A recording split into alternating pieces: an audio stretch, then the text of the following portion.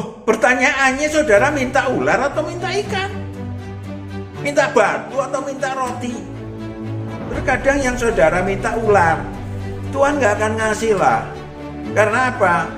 Saudara akan dicaplok, dicaplok, digigit. Jadi pahami dulu bahwa saudara meminta sesuatu persis apa yang saudara minta. Lalu ada tata cara meminta kepada Tuhan. Ini yang banyak orang lupa. Tidak gembala dengan roh kita, nanti Tuhan akan memberikan kebenaran cara perdamaian. Nama kata lain adalah Salam saudaraku yang terkasih.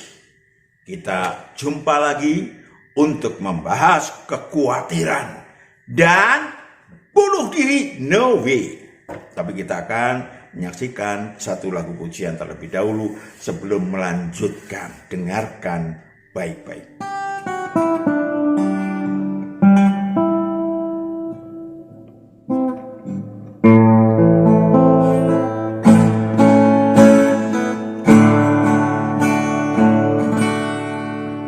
Tak terbatas kuasa-Mu, Tuhan.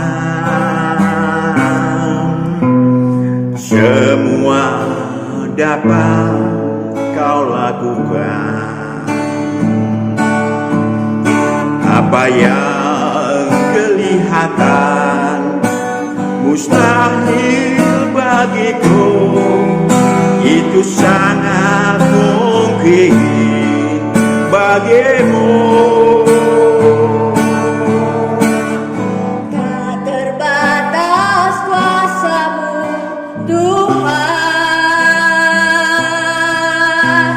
Semua dapat Kau lakukan. Apa yang kelihatan mustahil bagiku, itu sangat mungkin bagimu. Di saat ku tak berdaya, kuasa-Mu yang sempurna. Ketika ku percaya, mujizat itu nyata. Bukan karena kekuatan, namun Roh-Mu ya Tuhan. Ketika ku berdoa, mujizat itu nyata. Di saat ku tak berdaya, kuasa-Mu yang sempurna.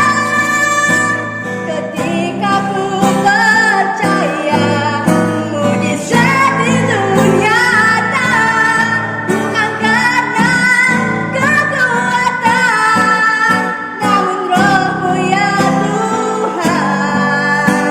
Ketika ku berdoa, mujizat itu nyata.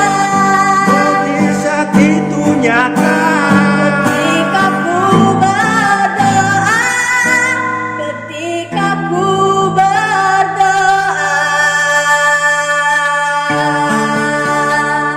mujizat itu nyata.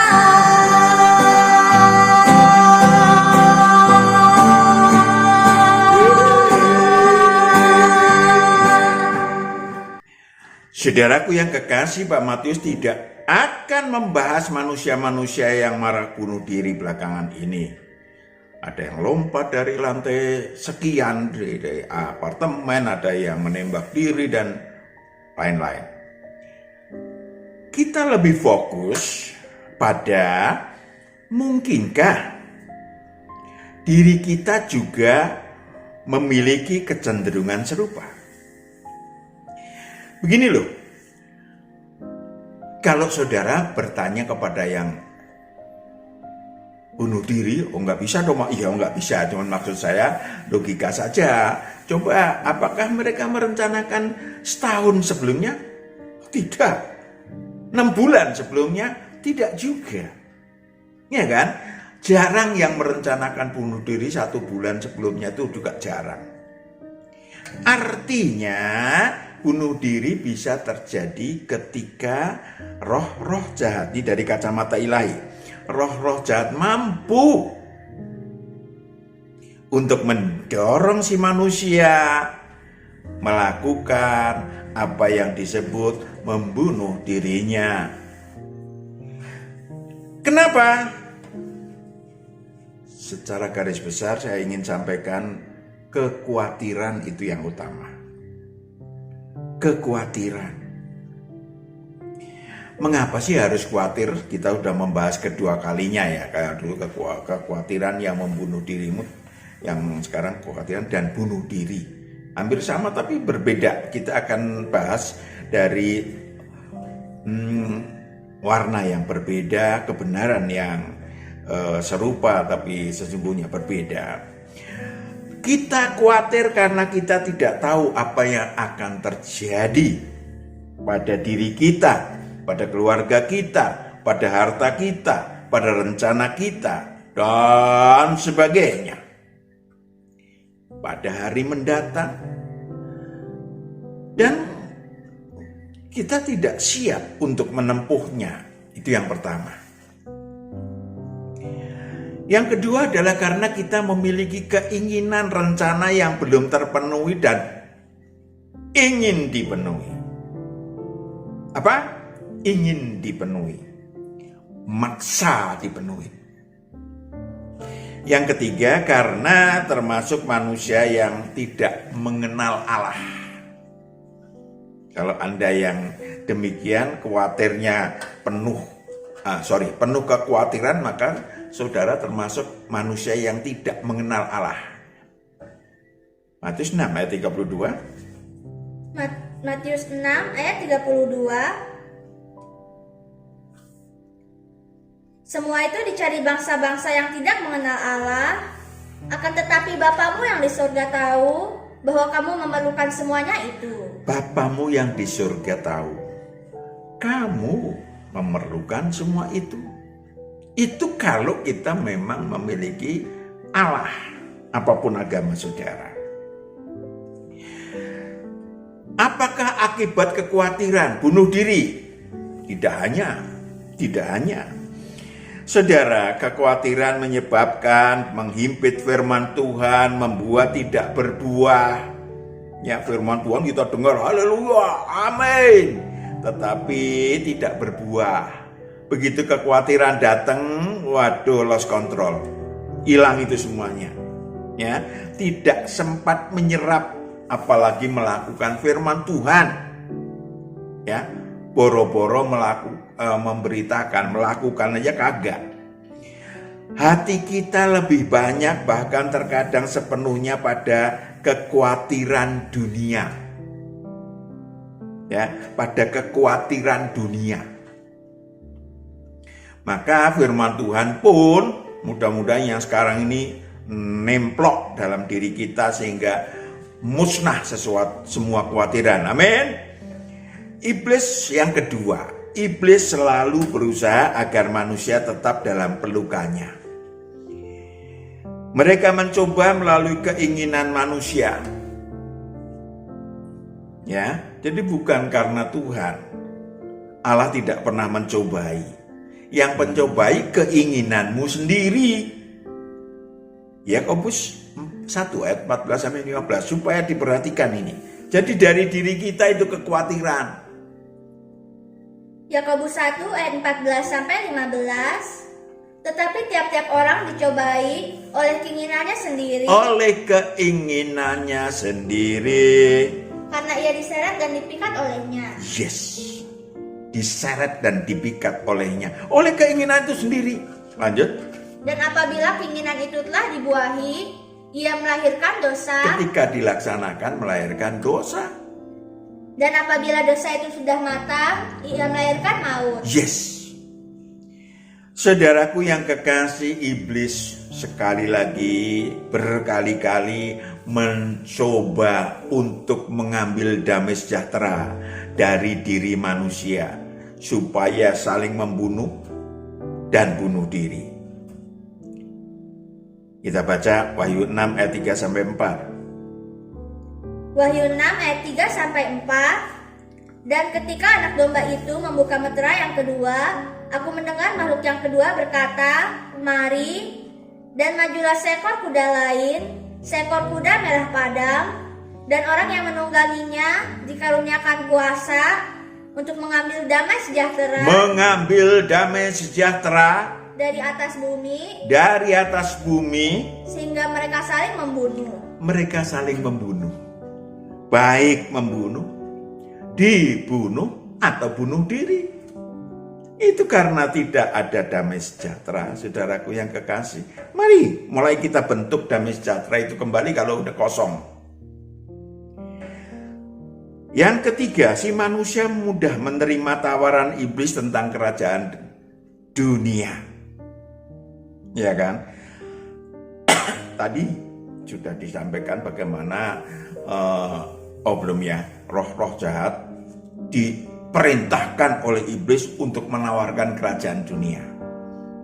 Cocok kalau kok saudara keinginannya adalah tadi duniawi. Cocok, nyambung. Saudaraku yang kekasih, nyambung. Saudara akan ditawarin pinjaman. Mending kalau pinjol, ya paling ngancem-ngancem. Ya, ini kalau pinjol metafisis, ya itu bisa membunuh saudara. Pesona metafisis agar dapat bekerja bagi iblis. Ya, apa itu Pak? Wahyu 13 ayat 15 sampai 16. Wahyu 13 ayat 15 sampai 16. Dan kepadanya diberikan kuasa untuk memberikan nyawa kepada patung binatang itu, sehingga patung binatang itu berbicara juga. Yes. Dan bertindak begitu rupa, sehingga semua orang yang tidak menyembah patung binatang itu dibunuh. Terpaksa, tanda kutip, menyembah patung itu. Patung itu bisa berubah. Patung itu bisa berupa harta duniawi, bisa berupa duit, bisa berubah macam-macam. Jadi bukan jimat ya kalau zaman sekarang. Ya, itu dia. Lanjut. Dan ia menyebabkan sehingga kepada semua orang, kecil atau besar, kaya atau miskin, merdeka atau hamba, diberi tanda pada tangan kanannya. Tangan kanannya bekerja untuk iblis. Atau pada dahinya. Dahinya berpikir, memberitakan akalnya untuk absintus meracuni manusia. Sehingga mereka tidak hanya mempekerjakan si manusia melalui hal-hal yang meta atau pinjol meta, tapi juga akan menyeret mereka masuk ke dalam neraka kekal kelak. Karena 666 per 1000 itu yang ikut iblis. 666 per 1000 artinya 2/3 dari umat manusia masuk terjebak ikut pada tawaran iblis. Ngeri kan? Mengerikan, saudara. Bagaimana menghilangkan rasa khawatir? Yang pertama, positive action. Jadi nggak bisa kita bebal, cuma nongkrong lalu merencanakan ini itu. Iblis lah mulai menunggangi rencana keinginan saudara. Yang pertama yang penting adalah saudara bersyukur. Ketika tangan saudara bisa bergerak, bersyukur. Ketika mata bisa melihat, bersyukur Tuhan. Terima kasih. Saya merasa Tuhan kalau lampu mati aja, listrik mati aja sudah kebingungan. Bagaimana orang kalau buta? Terima kasih saya nggak buta. Saya masih bisa menari. Terima kasih bukan menghakimi orang lain. Mensyukuri yang ada Tuhan berikan kepada saudara. Amin. Itu penting. Markus 4 ayat 25. Saya ambil ayat 25 aja. Yang lain saudara jadi terang, jadi garam. Rasa syukur itu bukan cuman bilang terima kasih Tuhan, bersyukur saya, bagus. Cuman ada yang namanya positive action. Markus 4 ayat 25, karena siapa yang mempunyai, kepadanya akan diberi. Siapa yang mempunyai, kepadanya akan diberi. Anak ya. Tetapi siapa yang tidak mempunyai, apapun juga yang ada padanya akan diambil daripadanya. Akan diambil daripadanya. Halo. Perhatikan baik-baik. Saudaraku yang kekasih, yang kedua adalah memahami kemurahan Allah. Memahami kemurahan Allah. Maka saudara harus banyak. Ya, jangan cuma di kamar aja nonton drakor atau yang lain-lain, ya. Saudara ngeliat keluar rumah atau nonton yang binatang-binatang bagaimana yang diciptakan Tuhan dan seterusnya. Nonton itu sehingga saudara bisa melihat bahwa Allah, wow, luar biasa ciptaan Allah. Saudara ngelihat bunga di luar di kebun. Saudara bisa ngelihat bunglon di kebun. Kalau nggak ada di kebun saudara ya kebun binatang lah. Ya, sehingga saudara paham. Mengenal Allah tadi udah dibaca. Banyak orang nggak mengenal Allah. Kenapa? Karena selalu fokus pada dirinya. Fokus tidak melihat kemurahan Allah. Saudara sebetulnya gampang sekali kok. Saya nggak ngerti apakah matahari sampai ke tempat saudara. Mungkin sampai ya. Tiap hari atau tiap minggu? Tiap hari. Jadi itu hangat kalau pagi. Dan itu mengandung vitamin, aneh kan? Bersyukurlah saudara nikmati itu matahari. Amin. Saudara bisa melihat bagaimana kekuatan dan keilahian Allah itu dari situ. Saudara bisa melihat bagaimana bunga. Saudara bisa melihat bunga. Aneh ya. Yang Allah ciptakan macam-macam, ada yang merah. Saudaraku yang kuning, yang hijau. Daun Pak, yang hijau. Ya daun kan. Saudara lihat itu. Lalu yang ketiga adalah saudara memahami kepentingan strata, kepentingan diri. Matius 6 ayat 25. Matius 6 ayat 25. Karena itu aku berkata kepadamu, janganlah khawatir akan hidupmu. Jangan khawatir akan hidupmu. Akan apa yang hendak kamu makan atau minum, dan janganlah khawatir pula akan tubuhmu. Jangan khawatir pula akan tubuhmu. Akan apa yang hendak kamu pakai. Yes. Bukankah hidup itu lebih penting daripada makanan? Ada stratanya rupanya kalau kita mau pahami. Ulangi lagi. Bukankah hidup itu lebih penting? Hidup itu lebih penting daripada makanan. Ya, saudaraku yang kekasih, kalau kita ke kuburan bawa apel, bawa rokok, bawa ini, ya itu tidak tepat betulnya ya. Tapi apelnya udah dimakan, enggak juga. Ya, yang makan ya bajing. Tapi saudara nggak bisa makan. Karena apa? Karena hidup ini lebih penting daripada makanan. Jadi syukuri dulu. Makasih Tuhan. Jangan khawatirkan makanan. Hidup ini dulu. Lanjut. Dan tubuh itu lebih penting daripada pakaian. Yes. Sehat. Terima kasih Tuhan. Terima kasih. Nggak usah harus pakaiannya merek saudara bajunya harus bermerek. Mereknya Fiat. Fiat bukan ya. Mereknya Katana. Katana itu mobil ya. Saya nggak paham kok. Saya merasa bahwa saya pakai baju apa aja sudah selesai, kalau enak dipakai, murah, kayak masa bodoh. Itu ada strata kepentingan diri. Ya, buang seluruh karakter burukmu, kenajisan, absintus, karena itu hulu dari kekhawatiran kita.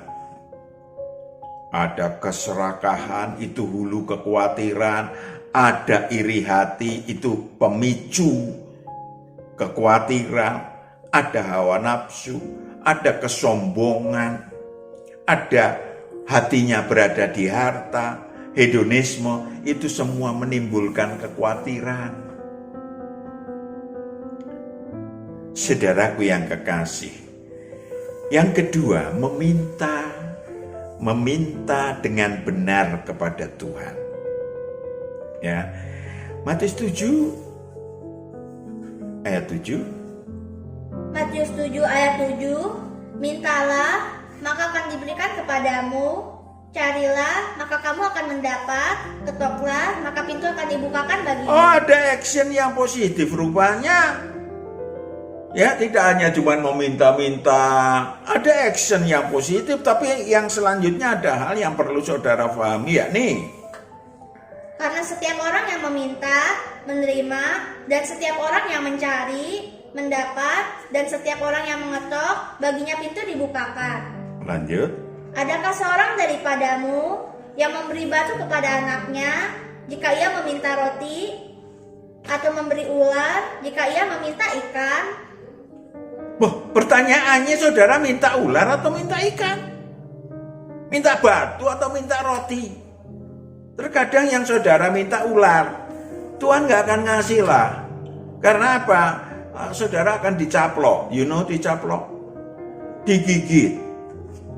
Jadi pahami dulu bahwa saudara meminta sesuatu persis apa yang saudara minta. Lalu ada tata cara meminta kepada Tuhan. Ini yang banyak orang lupa, tidak dilakukan. Matius 11 ayat 25 sampai 26. Matius 11 ayat 25 sampai 26. Pada waktu itu berkatalah Yesus, Aku bersyukur kepadamu Bapa. Aku bersyukur kepadamu Bapa. Perhatikan, Tuhan langit dan bumi, karena semuanya itu Engkau sembunyikan bagi orang bijak. Kau sembunyikan bagi orang bijak. Aku bisa kok. Aku mau mampu kok melakukan sesuatu. Itu orang bijak. Tapi bukan bijak. Ini harus pakai tanda kutip. Lanjut. Dan orang pandai. Orang pandai. Tetapi Engkau nyatakan kepada orang kecil. Makanya saudara memintanya menjadi atau sebagai orang kecil kepada Tuhan. Saya nggak mampu Tuhan. Maka Tuhan tolong, kebenarannya apa? Saya nggak tahu kebenarannya Tuhan. And then, ya Bapa, itulah yang berkenan kepadamu. Itu yang berkenan kepadamu. Kalau saudara sombong di hadapan Tuhan, minta, mana buktinya? Waduh, nengok juga kagak Tuhan. Lanjut. Semua telah diserahkan kepadaku oleh Bapakku, dan tidak seorang pun mengenal anak selain Bapa, dan tidak seorang pun mengenal Bapa selain anak, dan orang yang kepadanya anak itu berkenan menyatakannya. Kepada siapa? Itu dia. Saudara ulang-ulang sendiri kata-katanya, firman-Nya. 28. Marilah kepadaku yang semua yang letih lesu dan berbeban berat. Yes. Aku akan memberi kelegaan kepadamu. Aku akan memberi kelegaan kepadamu. Pikulah yang kupasang. Ini dia rumusnya. Mau nggak dikendalikan Tuhan? Bukan dikendalikan oleh keinginanmu, bukan dikendalikan oleh kesombonganmu. Dan belajarlah padaku. Dan yang kedua, satu itu dikendalikan Tuhan. Yang kedua, mau nggak belajar kepada Tuhan? Bukan sok pinter, sok hebat.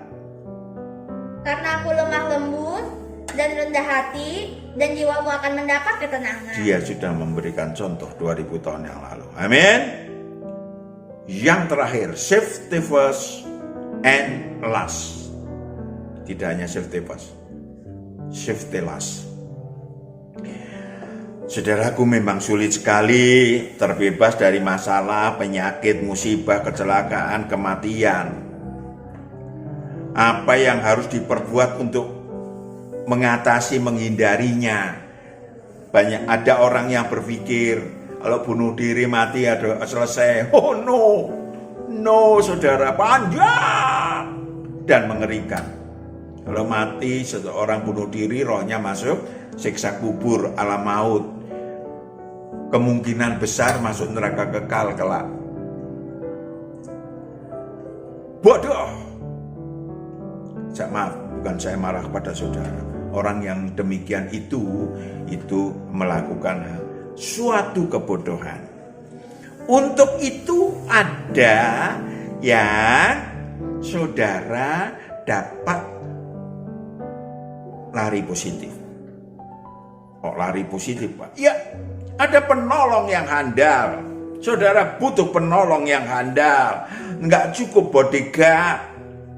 Ya, bodyguard tidak bisa melindungi saudara walaupun bersenjata lengkap. Kenapa? Bodyguard ada gempa bumi kabur, saudara. Ya, maka karena dia juga takut mati. Penolong yang sesungguhnya adalah Sang Juru Selamat yang hidup. Ya kan? Sang Juru Selamat yang hidup. Tadi udah dibaca. Marilah kepadaku yang letih lesu dan beban berat. Ya, saudaraku yang kekasih, jangan cuman insidentil. Ya kan? Jangan cuma saudara waktu butuh. Kenapa? Masalah tidak akan selesai selama Anda masih hidup. Akan muncul bermacam-macam masalah dan dibutuhkan nanti yang kedua. Ya, oleh karena itu Anda membutuhkan satu penolong. Saudara butuh akrab dengan Sang Juru Selamat, akrab dengan Sang Juru Selamat. Udah ada YouTube-nya tuh. Secara pribadi, ya, dituntun Tuhan. Anda butuh itu dalam segala situasi dan kondisi. Ya, Pak Matius nggak ini lagi karena udah ada YouTube-nya. Ya, Sang Anak Domba, Sang Juru Selamat yang dapat memimpin saudara secara pribadi. Ketika saudara mendapatkan hubungan pribadi yang akrab itu, maka saudara yang kedua adalah Tuhan akan memberikan kepada saudara kebenaran. Iya kan? Kebenaran. Mungkin kalau saudara cuman makan, saudara berdoa, biasanya sih cuman berdoa itu sambilan. Saudara nggak nanya apa, Tuhan ini boleh nggak terlalu pedas, boleh nggak ini dimakan, nggak, jarang itu, kecuali di RT 5 RW 2, jarang. Ya, padahal saudara butuh berlatih untuk tahu kebenaran-kebenaran tentang makanan contohnya, dan tentang diri saudara. Yang tahu persis diri saudara, diri kita adalah Tuhan dan roh kita. Maka muncul apa yang disebut sebagai fasilitas ilahi. Allah itu roh, sembahlah dengan roh saudara, dan nanti Tuhan akan memberikan kepada saudara kebenaran. Ya kan? Ketika saudara makan hari ini gudeg yang paling enak di seluruh Jogja, dan kemudian saudara makan, saudara berdoa, ACC tiba-tiba gempa bumi, lalu saudara datang besoknya dari pengungsian lalu makan gudeg itu, masih enak? Mungkin enak. Sakit perut nggak? Bisa jadi karena sudah sayup, ya, sayup-sayup sampai ke perut sayup. Saudaraku yang kekasih, kebenarannya sudah beda antara kemarin berdoa makan dan makanan yang dimakan sesudah sehari mungkin. Maka dibutuhkan kebenaran. Ketika saudara akrab dengan Tuhan secara pribadi, Sang Juru Selamat secara pribadi, maka saudara itu disebut mengasihi Tuhan. Ketika saudara mengikuti apa yang Tuhan sampaikan secara pribadi, maka saudara sudah menjadi milik Tuhan. Tuhan akan memberikan kepada saudara penolong yang permanen. Penolongnya huruf besar. Ya. Aduh, baca aja dulu deh Yohanes 14 ayat 15 sampai 17. Yohanes 14 ayat 15 sampai 17. Jikalau kamu mengasihi aku, kamu akan menuruti segala perintahku. Kamu akan menuruti segala perintahku dan Aku akan minta kepada Bapa, dan Ia akan memberikan kepadamu seorang penolong yang lain, supaya Ia menyertai kamu selama-lamanya. penolong yang lain supaya Ia menyertai kamu selama-lamanya, Yaitu roh kebenaran. yaitu roh kebenaran, roh kudus, roh kebenaran. Terus Dunia tidak dapat menerima Dia. dunia tidak dapat menerima doa. Nggak bisa orang, udah saya mau minta roh kudus, ini mumpung saya ke satu tempat. No. Rumusnya tadi, firmannya itu yang jelas demikian. Saudara mau minta penolong yang permanen istilahnya. Sebab dunia tidak melihat Dia dan tidak mengenal Dia. Tetapi kamu mengenal Dia, sebab Ia menyertai kamu dan akan diam di dalam kamu. Yes, akan diam di dalam kamu. Dimulai dari saudara dekat dengan Tuhan, Sang Juru Selamat, maka saudara akan mulai berlatih akrab dengan Tuhan. Saudara sudah mengetahui, orang dunia nggak tahu. Akhirnya kemudian Tuhan akan memberikan penolong yang permanen. Saya pakai kata permanen ya. Yang menyertai dan tinggal dalam diri saudara, yang akan memberikan kebenaran-kebenaran sehingga saudara memiliki apa yang disebut damai sejahtera. Haleluya. Yohanes 14 ayat 25, ayat 26, 27.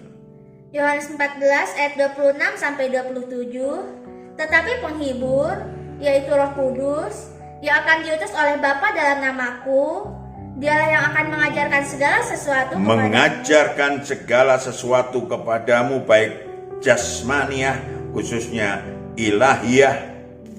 Dan akan mengingatkan kamu akan semua yang telah kukatakan kepadamu. Yes. 27. Itu yang saudara seluruh manusia butuhkan.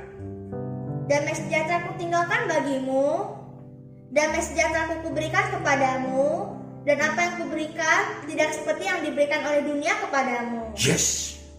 Janganlah gelisah dan gentar hatimu. Janganlah gelisah dan gentar hatimu. Janganlah gelisah dan gentar hatimu. Jelas? Kekhawatiran kecil. Yang besar adalah gelisah dan gentar.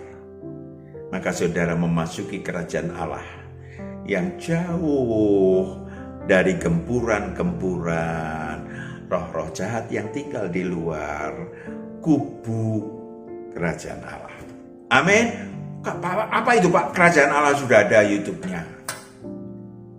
Ya. Piluh. Dengan Anda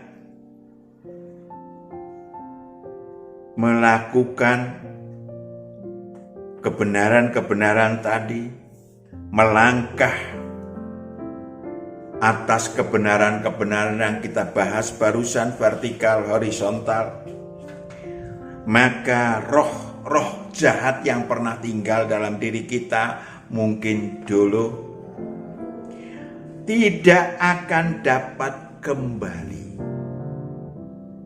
Mereka merencanakan, roh-roh jahat itu yang pernah tinggal dalam diri kita merencanakan untuk membunuh kita, mau melalui bunuh diri dan lain-lain. Maka tidak akan saudara melakukan hal yang bodoh itu. Karena apa? Karena saudara tidak kosong. Kita baca penutup. Matius 12, 43 sampai 45. Matius 12 ayat 43 sampai 45.